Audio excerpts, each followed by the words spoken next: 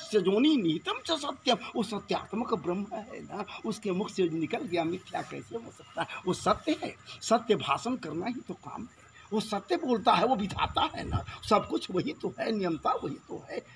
कुब्जाया किम नाम रूपम अधिकम, स्पर्श किए थोड़ा सा झटका दिए, क्या बात है, अनित्य सौंदर्य की मल्लिका हो गई, अनित्य सौंदर्य की मल्लिका हो गई, और उसकी इच्छा को पूर्ण किए। ये ठाकुर हमारा कुब्जाया किम नाम रूपम किम तत्सुदामनो धनम, उनके विषय में भी अभी चर्चा चलाए, उनके विषय में भी चर्चा कर रहे थे। अरे क्या वो धनवान थे क्या? वो निर्धन, वो गरीब, वो लाचार, वो बेसहारा। लेकिन बेसहारा कहना, कौन बेसहारा सुदामा जी को कहेगा भैया? वही कहेगा जो सदैव बेसहारा रहा है। लोक परलोक जिसका बर्बाद हो गया है, हमेशा से बेसहारा रहा है, वही बेसहारा सुदामा जी को कहेगा। अरे उससे बड़ा सहारा वाला और कौन हो सकता है? जिसका सहारा वो है श्री कृष्ण, श्री कृष्ण, श्री कृष्ण, श्री कृष्ण। क्या बात है, मामूली पावर नहीं है। विश्वास, दृढ़ इच्छा शक्ति, वो दृढ़ इच्छा शक्ति को जागृत यदि कोई करते हैं तो वही करते हैं। ये आज समस्त मानवों को, ये सबके लिए मेरा ये संदेश होगा, अपने लिए भी संदेश है कि इच्छा शक्ति को दृढ़ करना बहुत जरूरी है। यदि इच्छा शक्ति दृढ़ कर ले तो लड़ेंगे।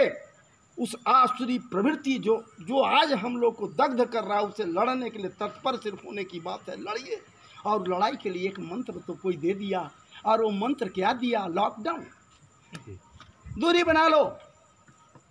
कहने का तात्पर्य है कुब्जाया किम नाम रूपम अधिकम किम तत्सुदामनो धनं वंशः को विदुर से ज्यादा। से बात विदुर जी के कोई वंश है कोई ना, दासी पुत्र नहीं, दासी पुत्र हैं। ये हम और आप जानते हैं भैया कि ये दासी पुत्र थे।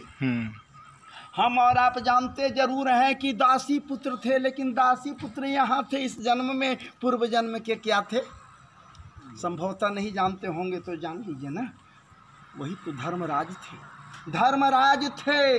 जमराज जिसको कहते हैं वो धर्मराज थे, वो धर्मराज थे।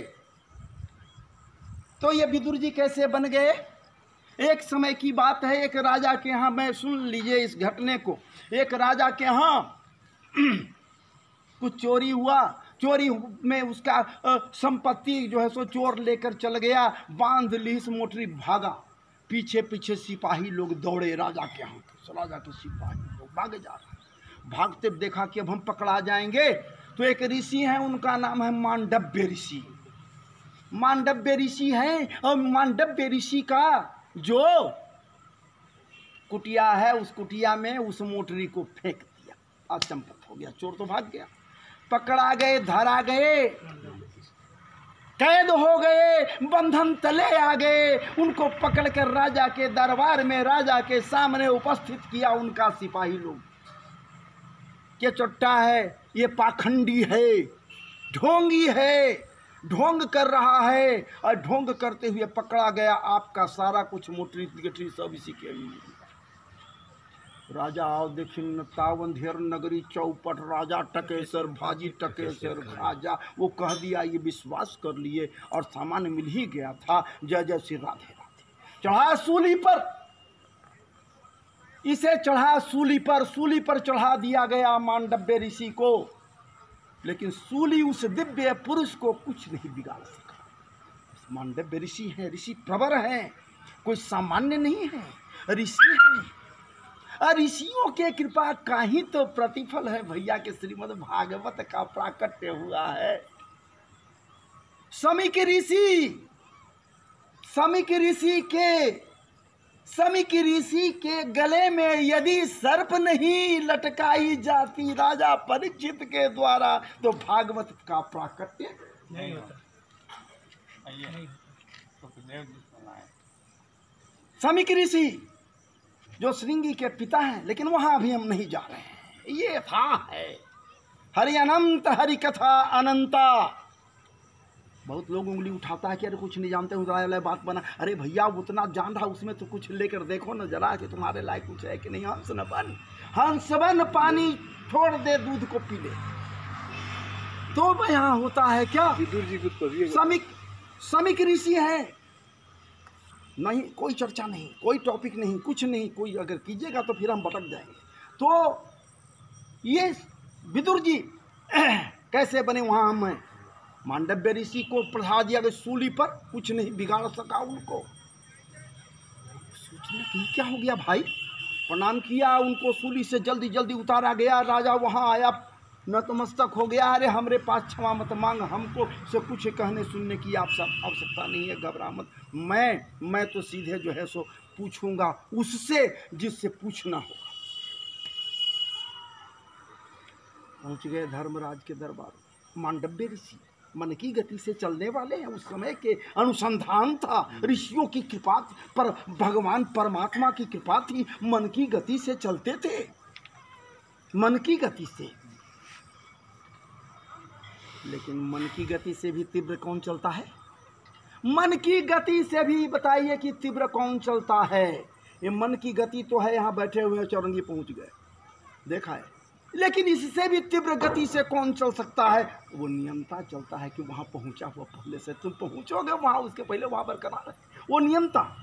ठाकुर जी परमात्मा सर्वोपरि, सर्व कुछ वही तो है, सर्वेश्वर वही है। लेकिन हम लोग कहते हैं सीधे, क्या बात है कि हम किया है, अरे करते हो तुम कन्हैया, मेरा नाम हो रहा है। यहाँ मांडव्य ऋषि पहुँच गए वहाँ और पूछें कि ये क्या किया है, किस कारण से हमको ऐसा श्राप दिया है भाई, हमको किस कारण से ऐसा सजा दिया कि हम सूली पर चढ़ा दिए, कौन सा ऐसा पाप किया है कि हमको सूली पर आप चढ़ाने का ये जो है सो आदेश निर्गत कर दिया? क्यों ऐसा? आप ही जब ऐसा किया, कुछ लिखे हैं तब ना वहाँ सूली पर चढ़ाए गए। ऐसा कोई आप क्यों नियम बनाए? क्या मैं किया, किस पाप से हम ऐसा हुआ? तो हाँ, तेरा पाप यही है कि जब तेरी आयु पूर्व जन्म में 4 साल का था तो एक टिड्डी समझ रहे हैं ना, ग्रास होपर अंग्रेजी में कहते हैं उसको, फतिंगी, वो फतिंगे के शरीर में कांटा चुभाया है, चुभा कर मारा है। तेरा यही पाप है और उस पाप के कारण तुझे सूली पर चढ़ाया गया। ऋषि है, उससे क्या हुआ? अब यहाँ पकड़ ली मांडव्य ऋषि, उनको पकड़ लिए, उनको धर्मराज को कहीं कि आप धर्मराज बनने के योग्य नहीं हो। धर्म क्या कहता है? धर्म का परिभाषा जानते हो? धर्म क्या कहता है? अरे 4 साल में तुम ही स्वयं करोगे, 4 साल उम्र था तो 4 साल का बालक है। यदि बालक कोई गलती करता है, 4 साल का बालक है, वो यदि कोई गलती करता है तो उसकी सजा स्वप्न में उसे दी जाती है, साक्षात कोई सजा नहीं है। आप धर्मज्ञ, धर्माधिकारी, धर्मराज हो, आप सूली पर चढ़ाने के लिए कैसे बना दिया? ये तुम नहीं हो धर्मराज बनने के काबिल, जाओ तुझे मैं श्राप देता हूँ, 1 जन्म 100 वर्ष तक दासी पुत्र बनकर पृथ्वी पर रहोगे। चल, जय जय से राधे राधे। वही विदुर जी यहाँ है, धर्मराज है।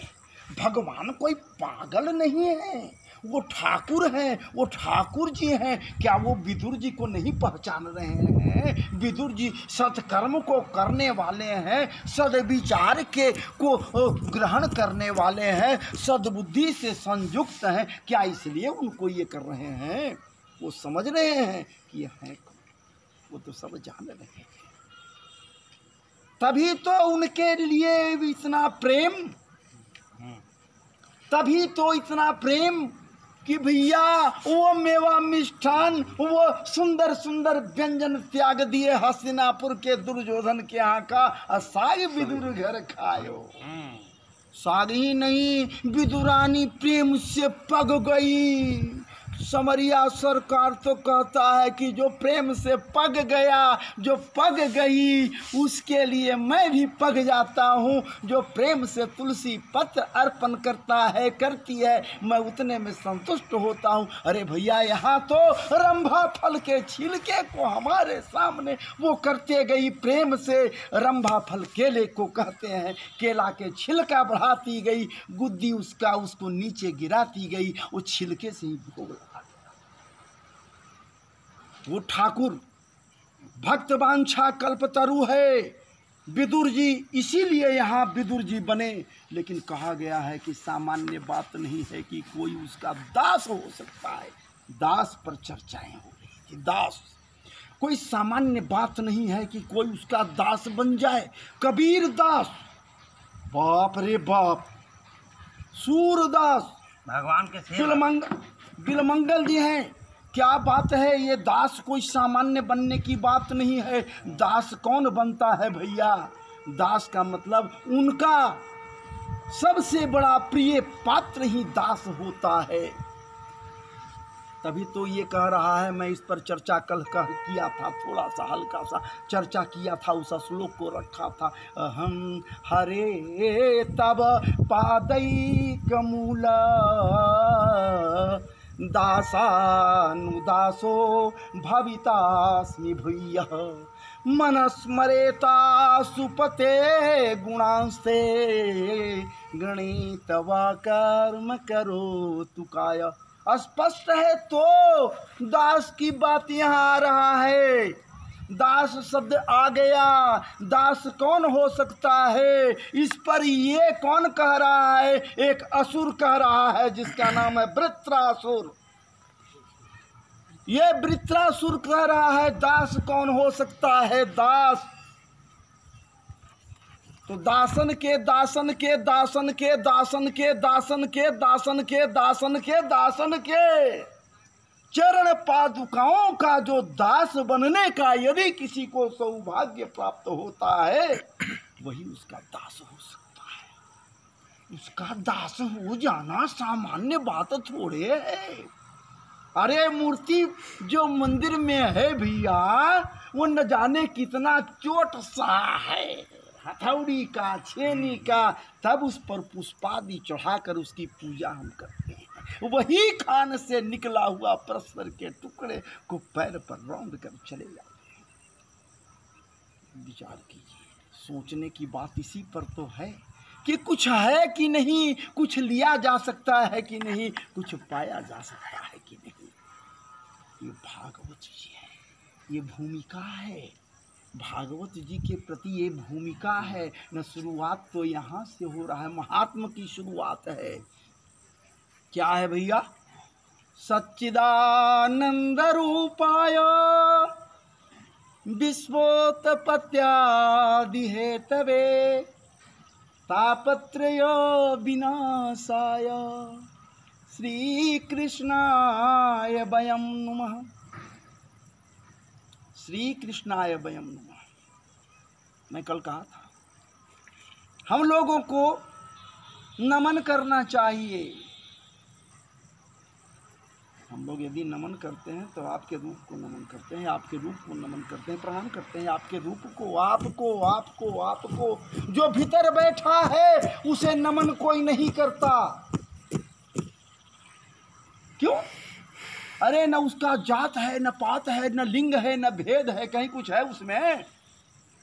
न स्त्रीलिंग है, न पुलिंग है, न नपुंसक लिंग है, न किन्नर है, कहीं कुछ नहीं है। वो पूछिएगा तो है क्या भैया?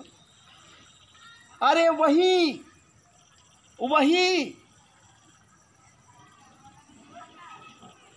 जब राधा जी में है, कृष्ण में है, तो कृष्ण का रूप धारण कर लिया। वही नियंता जिसका कोई लिंग नहीं है भैया, पुरुष है, पुल्लिंग हो गया। कृष्ण के अंदर आया, पुरुषत्व को धारण करते हुए इनके अंदर में आया, कृष्ण बन गया, ये पुल्लिंग हो गया। और वही जब श्री राधा जी में आता है तो स्त्रीलिंग बन गया। वही जिसका कोई लिंग नहीं है। ये राम के अंदर आया, धनुष बाण लिए हुए, वो राममय हो गए, वो पुल्लिंग हो गए। वही सीता जी में आ गया तो सीता जी हो गई। विचार कीजिए, वही शिव के अंदर आ गई एक शिव हो गए, पुलिंग हो गए। वही पार्वती में आए तो स्त्रीलिंग हो गए। उनका कोई लिंग नहीं है भैया। वो पुलिंग वाले के शरीर में आया, पुरुषत्व को धारण कर लिए। स्त्रीलिंग के शरीर में आया, स्त्रीलिंग को स्त्रीत्व को धारण कर लिया। और जो वो उसके अंदर में आए, न पुरुष है न स्त्री है, किन्नर है, तो वहाँ किन्नर भी वही हो गया। अब आप विचार कीजिए, उसका कहीं कुछ तो है ही नहीं। हम देखने के लिए तैयार होते हैं, कहते हैं, बहुत से लोग कहें कि हम देखनी, हाँ वो करा कि हम मानव क्यों हो। अरे देखोगे क्या भैया, देखने लायक तू हो कहाँ? तेरी आंखें उसको देख ही नहीं सकती। उसको देखने के लिए मन की आंखें होनी चाहिए। विश्वास, दृढ़ विश्वास। अगर मकान भी हम लोग बनाते हैं तो जब तक दृढ़ विश्वास नहीं है मकान नहीं बनेगा, सोचते रह जाओगे, कुछ नहीं हो सकता। वो तभी होगा जब वो नियंता चाहेगा, जब वो चाहेगा, दृढ़ इच्छा शक्ति को पन पाएगा, दृढ़ इच्छा शक्ति में डुबाएगा, दृढ़ इच्छा शक्ति से समुद्भूत कर देगा, दृढ़ इच्छा शक्ति को जाकर इतना ज़्यादा प्रगाढ़ बना देगा, दृढ़ इच्छा शक्ति को कि उसमें डूबने उतराने का भय चला जाएगा। और खूब विचार करोगे और उसी में डूब कर कार्य करेगा, हो जाएगा। करते हो तुम कन्हैया, कन्हैया कर देगा। विश्वास रख। मैं ये नहीं कह रहा हूँ, मैं ये नहीं कह रहा हूँ कि बातें बना रहा हूँ, ये बातें नहीं बना रहा हूँ भैया, मैं अपना अनुभव कह रहा हूँ। कुछ नहीं था मेरे पास, कुछ नहीं था। देखिए ठाकुर जी की कृपा, मेरा कुछ नहीं, सब उन्हीं का है। करने वाले सब वो हैं, हम कुछ नहीं किया है। हम और आप क्या करेंगे? देखिए वहाँ बज रहा है, क्या बात है, क्या बात है। ठाकुर जी की कृपा इसको कहते हैं। ये पावन चीज़ है, ये कोई सामान्य चीज़ नहीं है। किस दरवाजे पर कल मैं उनको कहा था कि आपके यहाँ हो रहा है, देखिए यहाँ चर्चा जो हो रहा है, जहाँ प्यास की बात हो रही है, अब ऑटोमेटिक हो गया। नहीं, जहाँ प्यास की बात उठी तो प्यास पर ही एक बात मैं कह दे रहा हूँ, भूख पर ही एक बात कह रहा हूँ मैं। सुन लीजिए, राजा परीक्षित बैठे हुए हैं, 3 दिन बीत गया है, दरभाषण लगी हुई है, दरभाषण पर बैठे हुए हैं राजा परीक्षित, कथा श्रवण कर रहे हैं भागवत जी का। वो परम भागवत की कथा को सुन रहे हैं राजा परीक्षित। और उसी दरम्यान में हमारे परम कृपालु सुखदेव जी कहते हैं कि यह परीक्षित एक काम करना, अब जैसे 3 दिन हो गया, जाकर कुछ खा पी लेना। प्यास लगी होगी, भूख लगी होगी, कुछ खा पी ले। लेकिन परीक्षित कहते हैं कि क्या मुनिवर, क्या ऋषिवर, क्या मेरे कृपालु, मैं क्या खाऊं, मैं क्या पीऊं? यदि जो मैं खा चुका अब तक उसका नाम गिना दूं, नाम बता दूं, तो जगह नहीं बचेगा मेरे राज्य भर में रखने के लिए। मैं जो जो पेय पदार्थ पी चुका हूँ नाम गिना दूं तो शायद लोग उसे हजारों आदमी भूल जाएगा, इतना पी चुका हूँ। मैं जो जो पहन चुका हूँ, जो जो कर चुका हूँ, उसके विषय में कहाँ तक कह सकता हूँ? नहीं कह सकता, नहीं बतला सकता। और एक बात है, मैं तृप्त जितना होना था उस समय तृप्त हो लिया, लेकिन आज जो मैं पी रहा हूँ, आपसे जो पी रहा हूँ, जो पिला रहे हैं हमें, तो भला वो लौकिक चीज़ पीकर मैं क्या करूँगा? वो लौकिक जो वस्तुएं हैं वो खाऊँगा, मैं पीऊँगा, मैं तो न प्यास हमें बुझेगी और नहीं भूख बुझेगी। यहाँ तो जो परोसाई आप कर रहे हैं, जो परोसाई सबसे बड़ी चीज़ है। हम लोग होटल में जाते हैं, खाने जाते हैं क्या? भोजन करने जाते हैं क्या? वहाँ भोजन करने हम लोग नहीं जाते हैं। वहाँ तो फिर क्या करने जाते हैं बोलिएगा कि? तो फिर वहाँ होटल में क्या करने जाते हैं भैया? अरे होटल में भोजन करने नहीं जाते। एक कप चाय जो घर में पीते हैं वहाँ पीते हैं 200-250 रुपया लगता है। एक थाल जो परोसा जाता है 2000-2,500 रुपये, 1000 में मामला साफ होता है। तो वहाँ हम लोग भोजन करने नहीं जाते हैं, वहाँ परोसाई देखने जाते हैं। घर में माताएं बहनें अगर कोई सुन भी रही होंगी तो हो सकता है लगे उनको तकलीफ, वो बनाती हैं प्रेम से ज़रूर, लेकिन कहेंगी क्या?